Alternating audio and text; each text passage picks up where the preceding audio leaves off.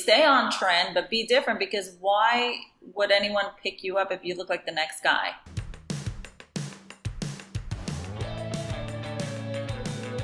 If you're a creative person, if you're a baker, a dancer, a photographer, a screenwriter, an actor, a comedian, a podcaster, and you want to figure out how to make a living doing what you love, this is the show. This is the show. Don't keep your day job.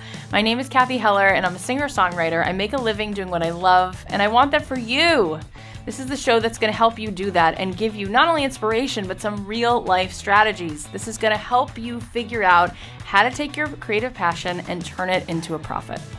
Thanks to Skillshare for supporting Don't Keep Your Day Job. Skillshare is an online learning community with over 15,000 classes in design, business, and more. They're giving all of you a whole month of unlimited access absolutely free. So go to www.skillshare.com/dreamjob to redeem your free month. So remember, for 1 month free, go to skillshare.com/dreamjob.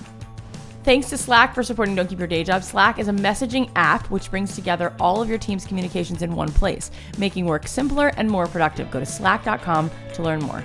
That's slack.com. Well, hi guys. Welcome back to another episode of Don't Keep Your Day Job. Today is my birthday, and I just have to tell you that when I was celebrating this weekend with friends and they were asking me, what was the most magical thing that happened to you this past year, and what are you most excited about this coming year? The first thing I thought about was this podcast and all of you, and the fact that you've allowed me to be here in your life, and you guys are amazing, and we've been able to have this conversation, and I get this feeling that I'm doing something good.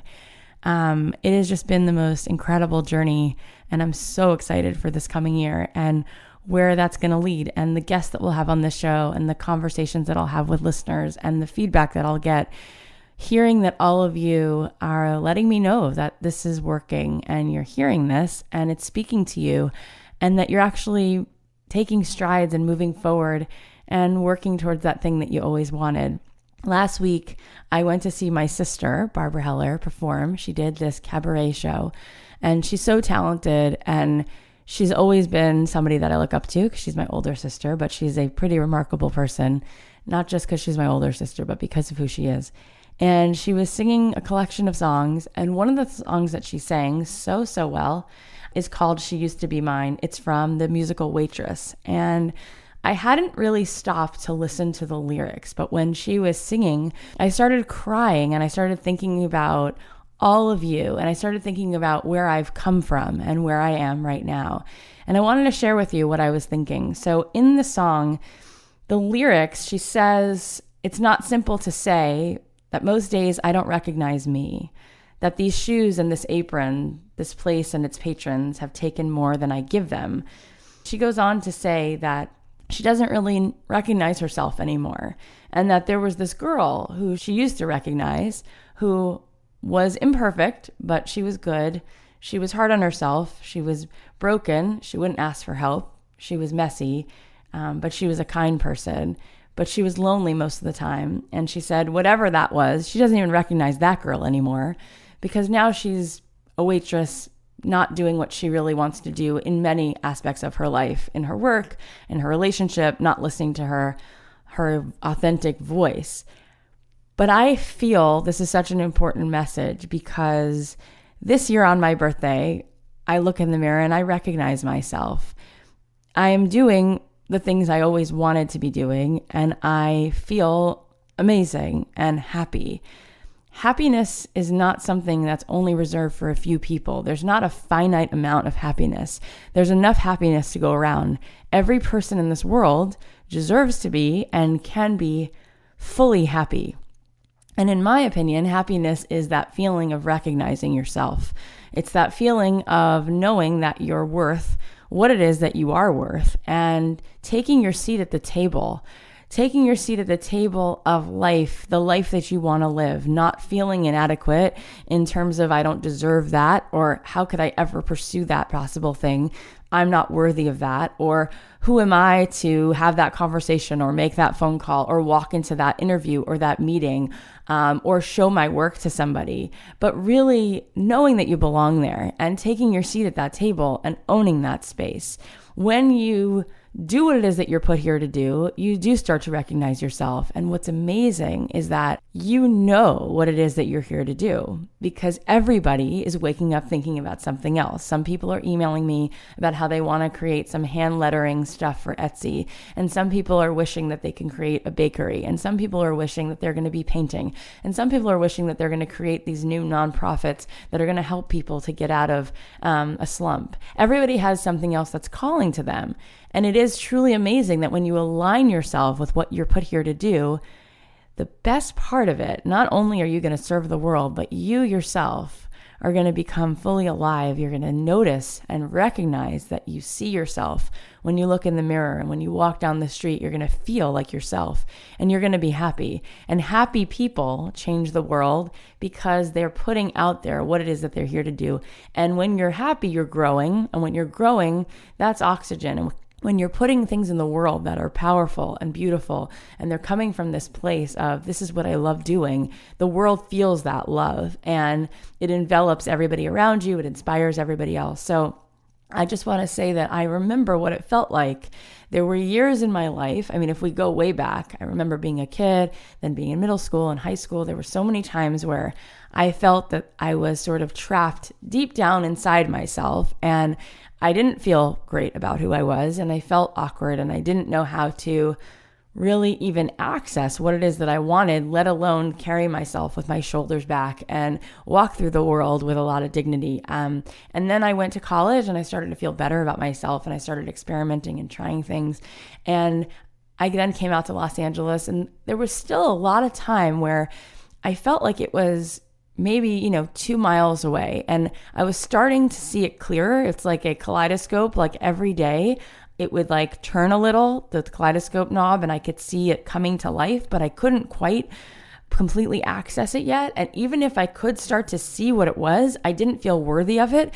And I didn't know how to have the conversations I needed to have feeling worthy of having them. There's something different about reaching out to someone to show them your work or having a conversation. All the people on this show, we keep hearing them saying how much hustle, how much persistence they had. But in order to do that, in order to make those phone calls and have those meetings and show your work to somebody and take that feedback and come back again with something better, something new, you have to feel confident enough that you belong there. And so what I'm hoping is that you guys do start to recognize yourself. I hope that you start to hear what I'm saying and hear yourself, and what you want becomes more crystal clear, but that you also start to feel how much you deserve to just be a happy person, and how that's not really asking a lot of the world to say, you know what, God, you know what, universe, I really want to do this particular craft. And I want to live this simple life, getting to make this thing. And when I make this thing, I feel like myself, and making this thing makes the world more beautiful. So I hope that today, maybe you'll give yourself permission to let your shoulders go back a little bit, and look at yourself in the mirror and see how beautiful you are, and know your worth, and know that you wanting these things is totally within reason, and it's all doable. It's all figure outable. And we're hearing that week after week. Different guests on this show are talking about all kinds of pursuits. And no matter how far out there they are from what a traditional, practical, quote unquote, path would be, people are successful. So it's all doable. And there's not just a finite amount of happiness reserved for a few lucky people.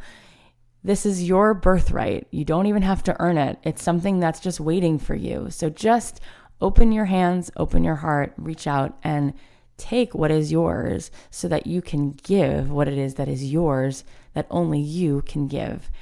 If you guys love this show, I ask that my birthday wish, I'd love for each one of you to take a few minutes today and post about the show on Instagram or Facebook or Twitter, or email a few of your closest friends and say, guys, I think that this show will really inspire you. I can think of nothing greater for a birthday wish than for this audience of ours to grow. And if every one of you referred somebody to the podcast, our audience would either double or triple in size, depending on how many people you referred to the show. So we're going to see what happens, because we can track the numbers. But that is that would be the best birthday gift for you guys to tell people about the show, because I'm hoping that this work that I'm doing is going to remind other people to do the work that they're put here to do. And so I can think of nothing better than to be able to have this opportunity, which so many of you have already given me, to be a voice to remind you of how exceptional you are and that you have something truly specific that only you can give in the way you can give it.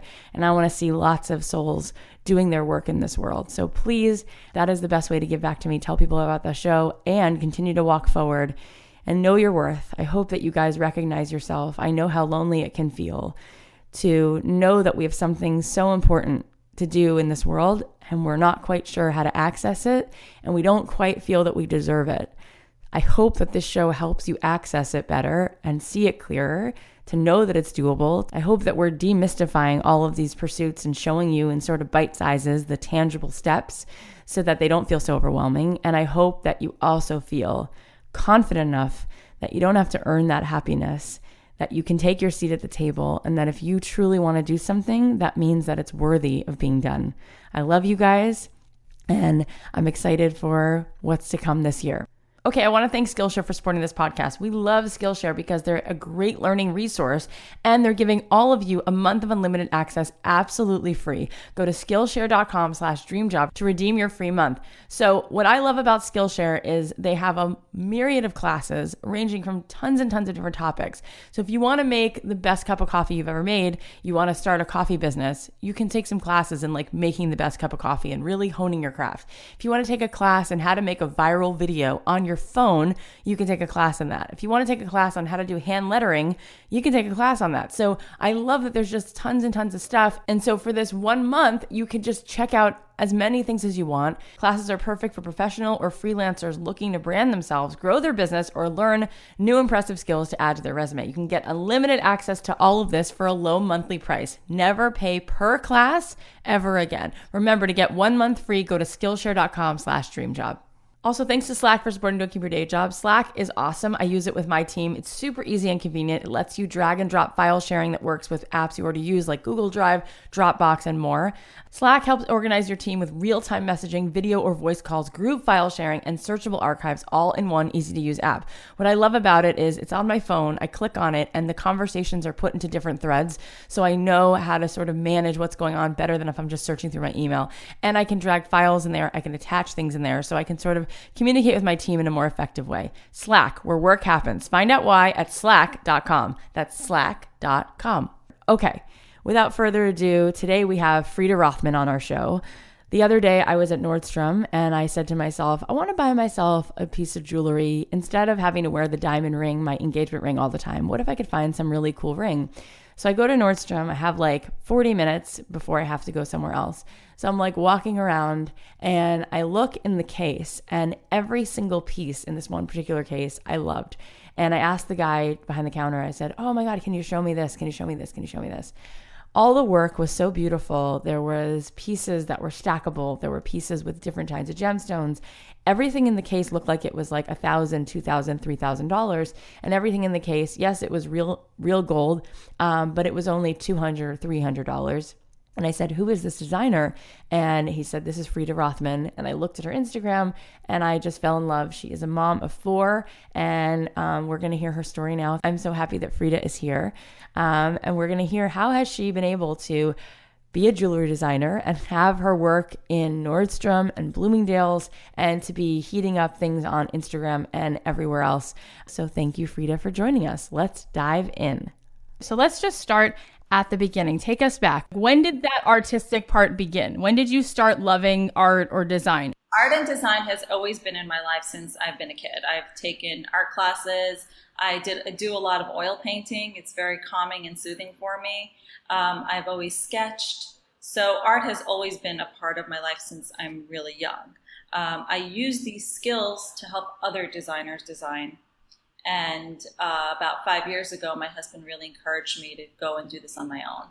So what was the first step? So the first step was really coming together with a collection that also studying the market. Actually, that was really the first step, was studying the market and seeing how you can be a niche market, like how you can have a product that will fit in a niche market.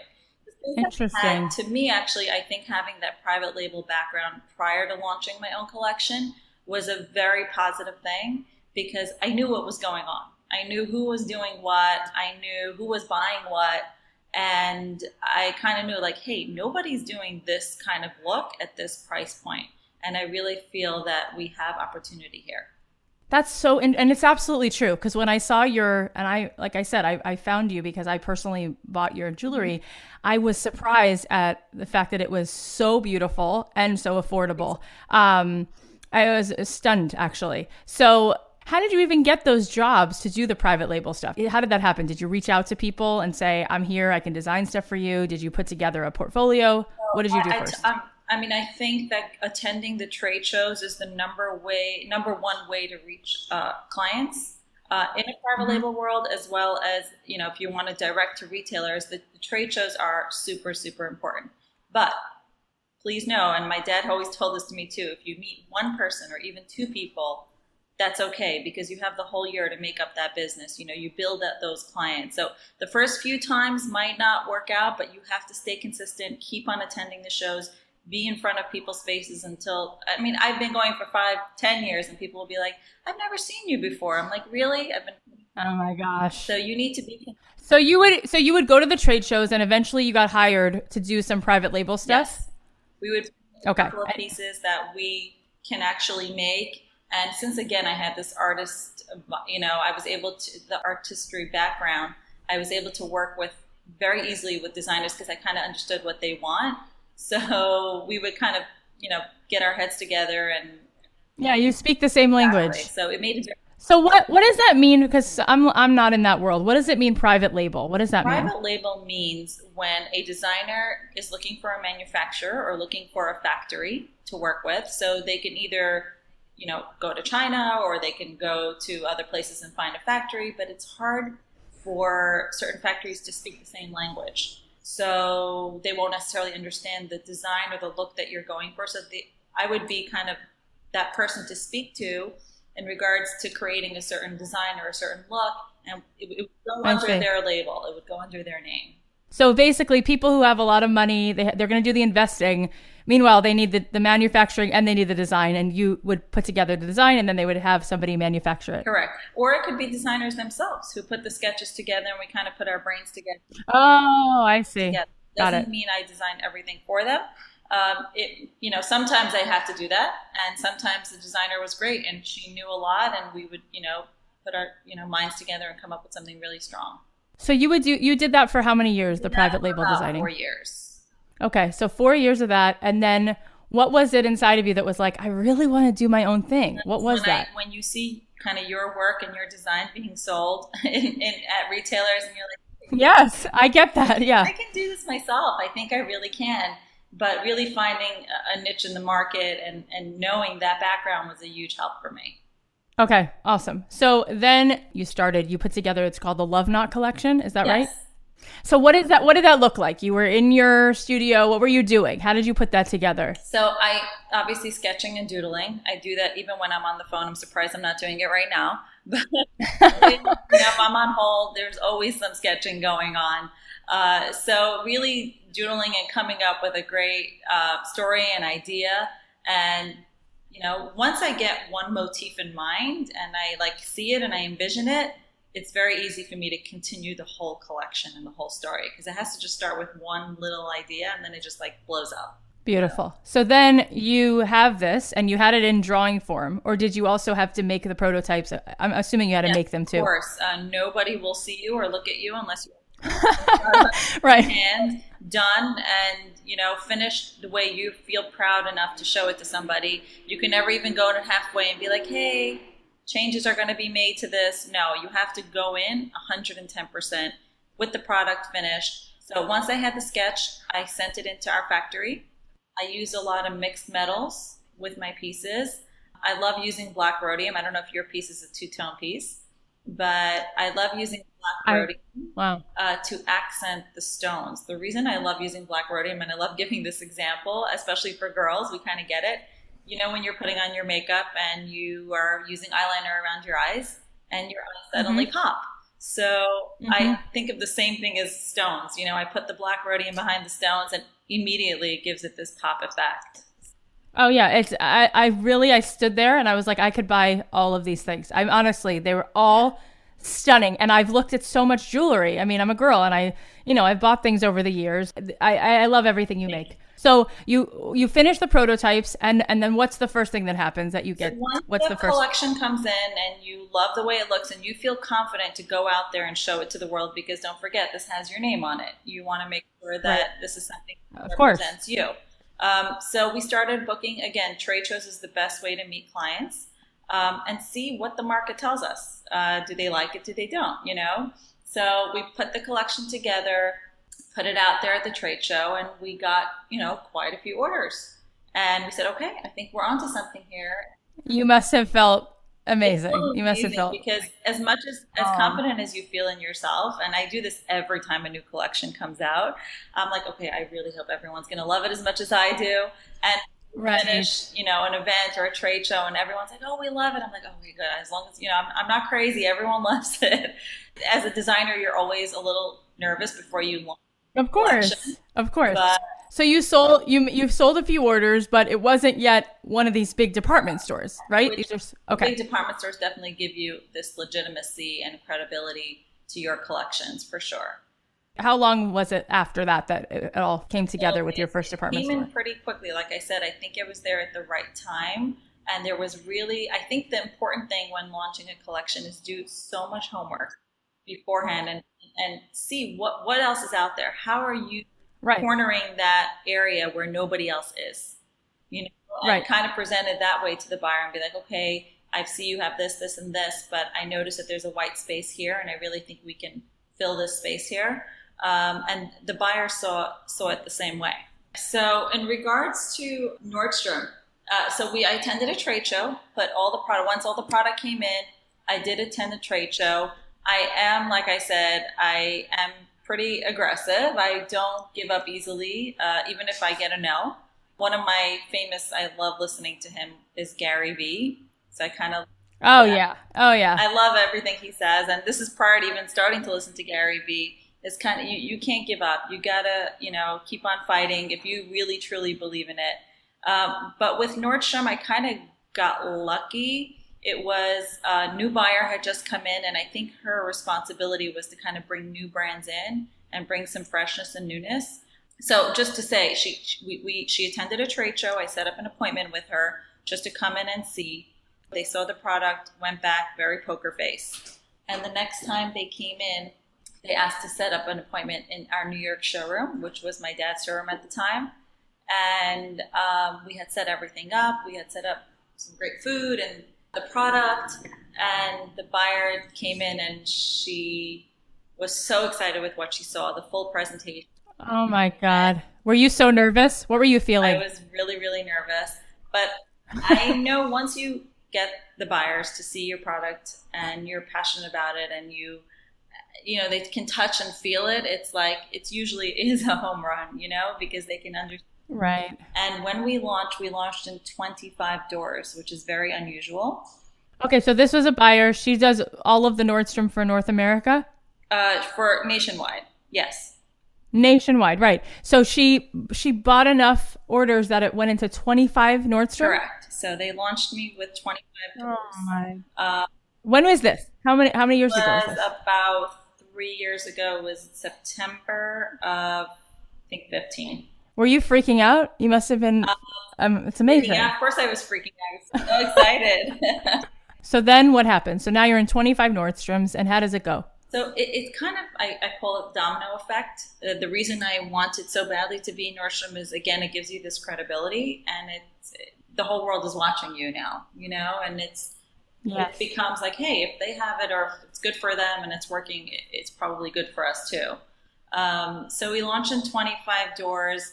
When they did do the launch, they did put an ad in their September book at the same time.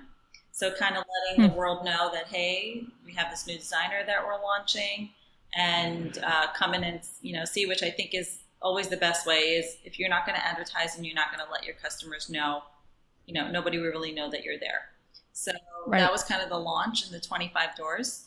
And we are currently up to about 50 doors right now. And for Wow. their anniversary, which they do once a year, we are in additional doors as well. Wow. And did other department stores pick you up? Yes. After a short time after that, we got into Bloomingdale's. Oh my God, that's big. Yeah. So currently we're in Bloomingdale's and in Nordstrom. Those are our biggest retail partners right now. And then we have a huge part of our business are fine jewelers. Yeah. Some really high-end fine jewelers across the country. And what do you think were some of the things that help the brand, that help the pieces to really stand out? I think having strong content is huge. I think also coming from the jewelry industry, which is a lot old school. It's very old school. So when you come with amazing content, but I think amazing content works across the board. When you have some amazing content, we have an in-house creative team. We have an in-house photographer, so we like to keep everything in-house. We don't like to send things out. We have a lot more control over what happens, and we did this actually pretty early on. We brought in-house team. It's always better we got that advice from someone who's been in business for many years, and his advice was bring everything in-house. Why is that, do you think? Because you have a lot more control over what they're working on, and and you can be a lot more involved. If you bring it off, you don't get as much out of it. You definitely get a lot more if you have it in-house. How often do you have to design a new collection? So I design 6 new collections a year, so that's every. Oh my God, that's a lot. It's a lot. The reason I do so many collections is I kind of believe in that Zara's business model, and that when you walk into Zara's and you want to get that top, you need to buy it today because you know tomorrow won't be there anymore. So kind of creating that sense of urgency. And I think in 2017, it's a new age. Everybody's fast moving. Everybody sees a million images on their phone a day. And you have to keep That's true. You have to keep it exciting, or else it's just, I mean, we're in a new age. So you said early on something about how it was really important that you did some research before you started. Well, what was working in the marketplace, and correct. Tell me about that. What were the questions you were asking in that research, and what were the answers that you found? So I would go actually do store visits. If you're targeting a certain store that you really want to be in and you feel is the best fit for you, go visit the store. You don't need to say who you are, what you're doing. Just go visit the store, see what's in the cases, see what they're selling, take some pictures, see how your product can actually be different than what everybody else has. So that kind of was my pre-market research. I literally would just go from door to door. I would go do my Nordstrom visits in certain areas and see what they have. And what would you do? Take notes? You'd just be taking notes? Take notes, take some pictures, see what the price points were, what the price points were working. You can ask the sales associates too, like, hey, what's the price point that really works here? So you kind of know, okay, we need to keep our prices between $300 and $500. This is what works at Nordstrom. Obviously doing a lot of online research as well, seeing what the competitors have. So what did you find? You found that pieces that were between $300 and $500 sold more than pieces that were more expensive or less expensive? What I found in my research and what gave me the confidence to go to a Nordstrom and go to a Bloomingdale's, I could not find anything in sterling silver at this price point with this kind of design element. There's a lot of detail that goes into every single piece. It's finished like a fine piece of jewelry. And yes. If you look at my pieces, what you can get for $300 would normally look like a $3,000 piece. That's what I was stunned by. The ring that I bought that's yours, right. I think it cost me like $200. And it looks like it's gold with pave all around it with like circles of pave.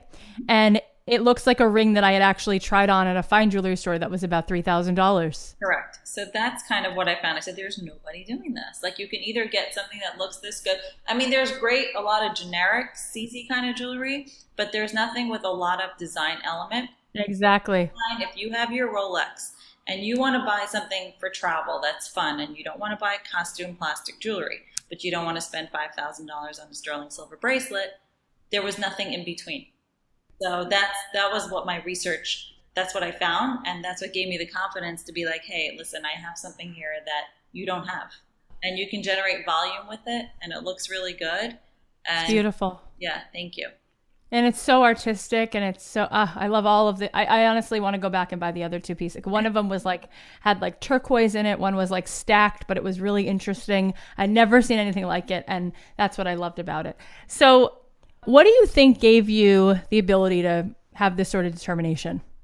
So determination definitely runs in my family. Both of my grandparents on both sides, my mother and my father, are all Holocaust survivors. Oh my God. And my grandmother was 14 when her entire family of 9 didn't make it. And my other grandmother was about 19. And they always tell me, their stories. These are women that are fighters. They're strong. I mean, it was very easy to give up, but they don't give up. So they're both super strong women. And to me, they're my heroes. And their message was always like, we just don't give up. We fight for what we want. We want something, we go for it. And they're definitely my heroes. So that is, I mean, of course, that they're a hero to everybody. Yeah. So at one was 14 and the other one was how old? She was about 19. So at 14 and 19, they had to find their way. How did they get there? Where did they go? Did they try to get to America? How did they do that all by themselves at so young of age? Yeah, so actually they both got married right after the war, and that happened in Hungary. They're both Hungarian. My grandfather had a wife and 2 children prior to marrying my grandmother that perished. And they literally started from nothing. After they got married in the DP camps, they left to Israel. And both families, they both went to Israel. And after that, they emigrated. My father's side emigrated to Canada. And my mother's side emigrated to the United States. And my dad started his business, at 18, 19 years old. Again, hustling, coming from nothing, and building himself an empire. And are you very close with your grandparents? So I only have one grandmother that's still alive. Definitely very close. I have 2 daughters myself, and I try to bring them by her all the time because she is such an inspiration to me. And anytime they complain, I go bring them to her again. And oh my gosh. Realize, what kind of special woman this is, who was always smiling and always happy. And how on earth? How could she smile? It's amazing. That's to me also. I have a very positive, I always try to look for the best, and I think I learned that from them. There's a great story. I'm actually named after my grandmother's mother. Her name was Freida. And sometimes when people meet me and they're like, Freida, we thought you were going to be an old woman, or we didn't. You're like, thanks. I'm like, I am, named after somebody that was old. And my grandmother would always tell me, her mother didn't make it, but she said, my mother has the same blue eyes as you. And I was always like her favorite, So I'm very, very proud of my name, Freida, and who I'm named after. She survived up to 3 weeks before liberation in Bergen-Belsen, Pennsylvania. Oh my God. So I'm very, very proud, and I hope she's proud of me, and seeing what I've done and have her name out there. So my name means something very much to me. That is unbelievable. There's no words. There's nothing to say in response. It's just amazing. Yeah. What does freedom mean? Do you know what it means? It really means happiness. Freedom means happiness. It's in Yiddish. It means happiness. Yeah. Thank you so much for having the courage, and thank you for sharing that with us. That's an incredible lesson for everybody listening. Such an important piece of history to continue to talk about. What is your advice to people listening who have a dream, who continue to feel frustrated, who haven't done it? What's your advice to somebody who has something they really wish they could do and they haven't seen that happen in their life yet? I'm a big believer in being a realist. I'm part of the Accessories Council, the Young Committee, and we do have monthly meetings where we have some young designers that come and we have these discussions. Oh, that's so nice. Yeah, so it happens here in New York, and we're actually starting this program where we will be kind of mentors to young designers and, designers that have this question. So my angle in that committee is yes, give a little bit of a realistic, shake up to some of these designers.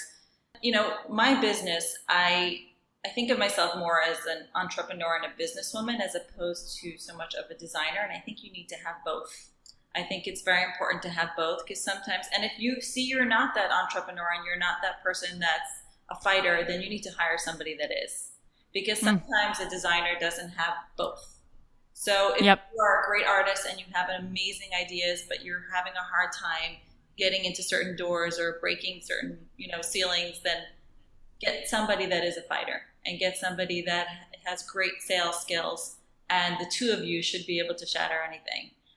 So know yourself, That's number one. And know what your capabilities are. And also know your product. Obviously, I know everyone's like, whatever you love to do and dream, and make sure that your product is something that is actually something that you feel is needed out there. So that's more reality, look at the product and know yourself. And I think those are two key things in helping you break and shatter anything that you set your heart on. Yeah, that's really nice. Yeah. What's next for you? What do you dream to do? My dream is to become a lifestyle brand, taking my ideas and launching them in different categories. So in 2017, we launched eyewear, sunglasses, which... So cool. Yeah, I don't know if you've heard of them, but... No, I haven't seen them yet. So we did sunglasses. If you can go online, you can take a look and see it. It is the same matte finish plating that I use on my jewelry. I've been using on the eyewear. So it's kind of the same woman that wears those layer necklaces and stacking her rings and her bangles. When she puts on the sunglasses, it kind of all ties it together. So I love the jewelry elements on the sunglasses, matte gold, matte acetate finish. So it's the same aesthetic as the jewelry, and it's the same, we call her the Freida Rothman woman. She kind of gets it, and she sees how everything ties together. So launching for 2018, I will be launching handbags as well. I want to just tell you about the little market research that I did. Checked out every major department store, every major retailer, what's everyone doing, asked around to buyers, okay, what handbags are really working in your department store and why? Wow. So I got different, responses from different buyers. Some buyers were saying about not oversaturating the market. Some buyers were saying doing something super clean. So taking all those little tidbits, I'm working on this already for 6 months. I've had samples made, but I don't feel confident in those samples. I switched factories 3 times. Oh my God. So the reason I do these things is because, again, it's my name on this. I'm putting it out there, and, I want to give my client, my customers, the best possible bag. Of course. I think, represents our brand and represents who she is. Love it. We're kind of finalizing all of this, but we're going to do some jewelry elements on the bags. But again, hitting the price point where you have super expensive bags and then you have low end, but I want something that looks like a $5,000 bag, but you can get for $350. Oh, I love this business model and putting that in the bags. When I launched sunglasses, I'll go back to the sunglasses. Okay, it's a new category, right? Okay, right. What is everybody else doing in sunglasses? How am I going to be different than everybody else? There's so many gorgeous eyewear out there. What is set me apart? And I think putting jewelry elements on the eyewear, the matte finish acetate is not really seen that often out there. No. And that's kind of what, that was my platform. Okay, so I need to go in that direction where I kind of stand out and I don't look like everybody else. Yeah. So that's always been like my thing for business. Like, don't look like everybody else. That's interesting. Yeah. If you're going to do what everybody else is doing, don't go with the flow. Stay on trend, but be different, because why would anyone pick you up if you look like the next guy? You have to be different. You have to have something that you're bringing to the table that is different than what everybody else is doing. Do you feel like the story you're telling with your brand is also different? I think people are very interested in the fact that I'm a mom and I have 4 children and I'm still able to have a team and have a business and be out there and shake hands with people. I think people are very interested in that part of it. I'm also a mom. I have 3 little kids. Okay. And people say all the time that their biggest complaint is they don't have the time. Right. How do you find the time? How do you make all this work? So I get this question all the time. How do you do it? How do you do it? Obviously, I have an amazing team. I have great help at home, too. And I think if your children see how important your business is to you, they kind of understand. It's like, there's mommy time and then there's work time.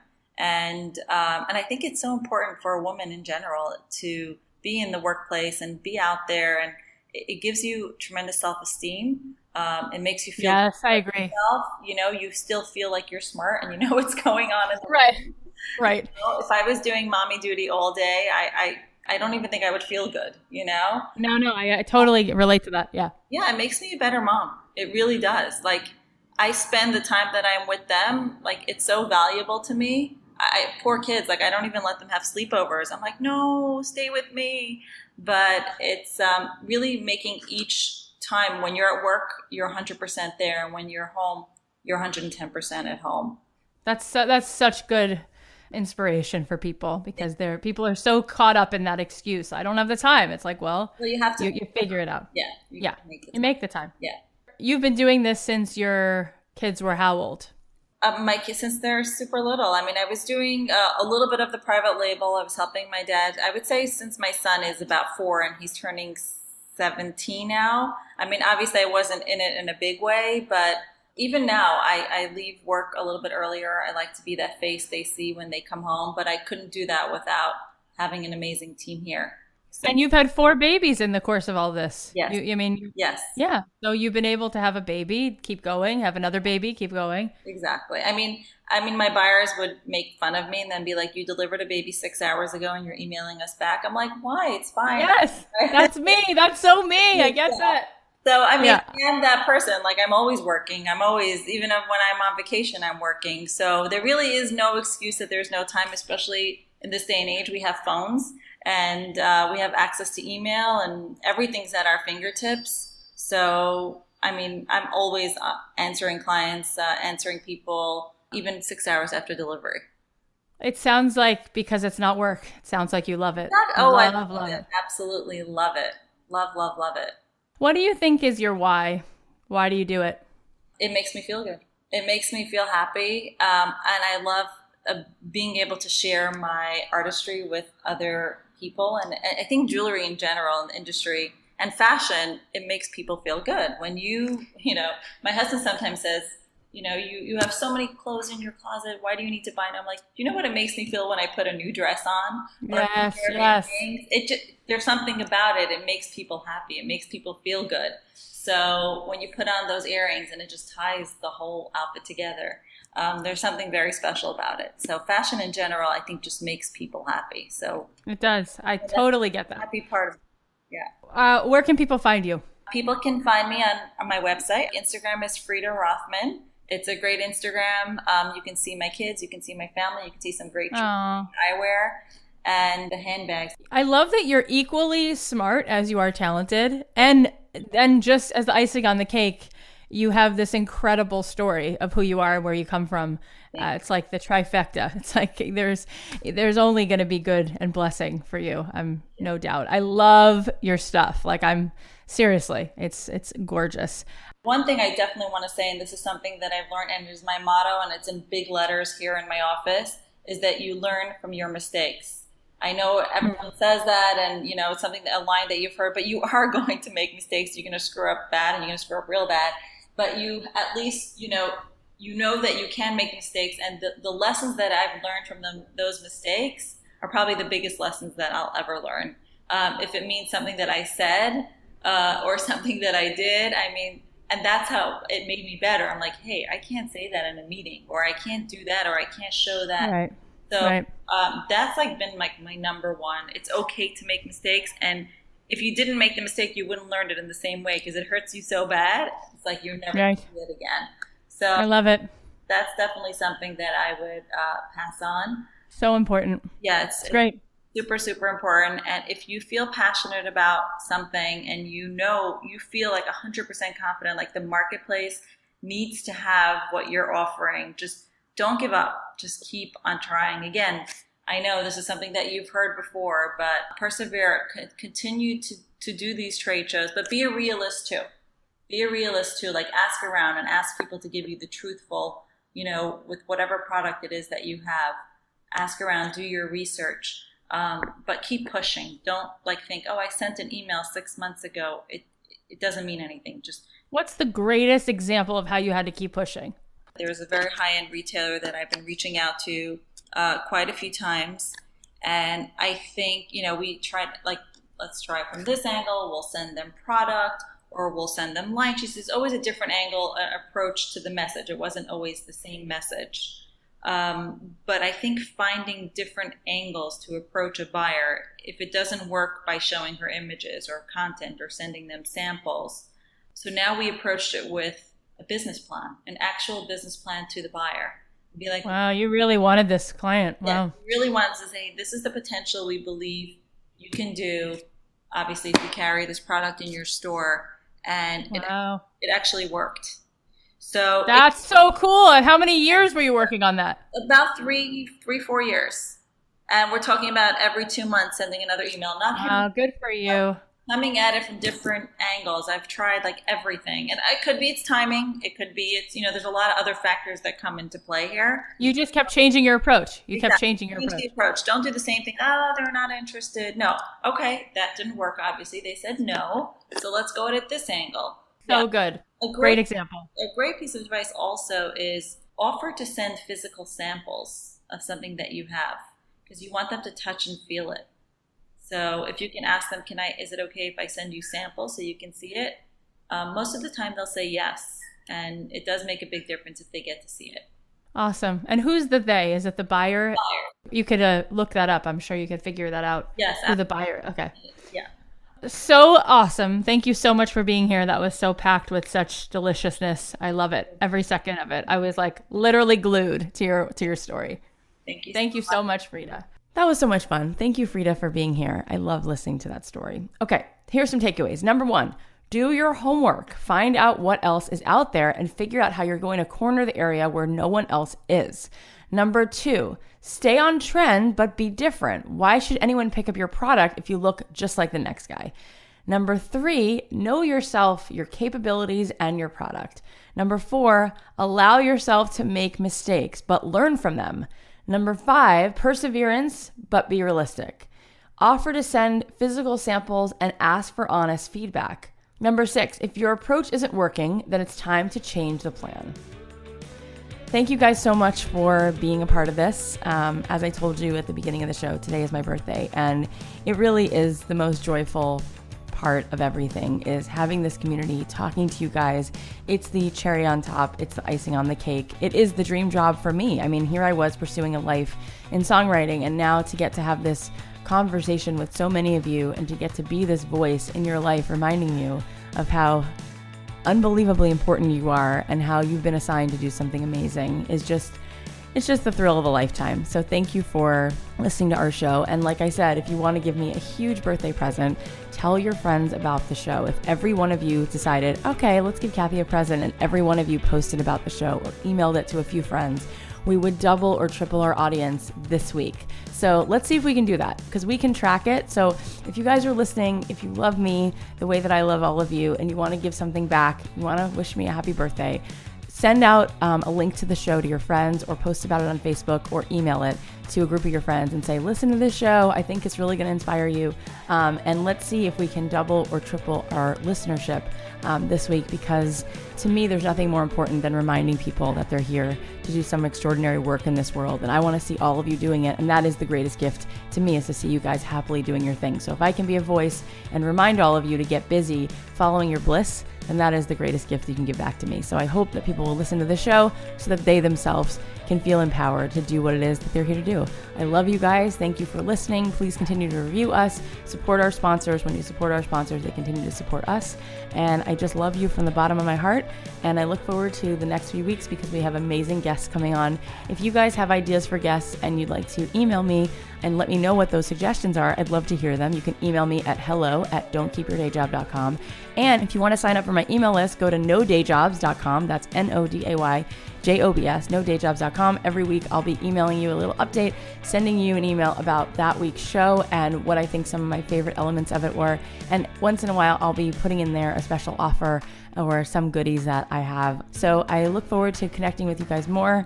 Thank you for everything that you are and everything that you're doing. Keep going. It is all doable. It is all possible. I'll talk to you next week. I want to give a shout out to the amazing team who makes this show possible. Special thanks to our executive producer, Tim Street, and producer, Emma Kikuchi.